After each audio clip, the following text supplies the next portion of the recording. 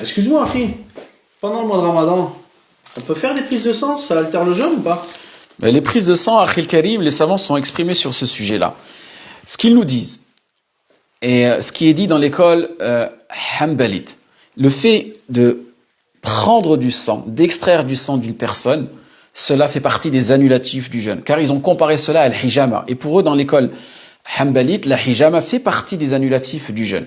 En revanche, dans les écoles shafi'ites, malikites et hanafites, et c'est l'avis majoritaire des savants, la prise de sang, la hijama ne fait pas partie des annulatifs du jeûne. Pourquoi? Car le prophète sallallahu alayhi wa sallam a exercé la hijama et il était en état de jeûne.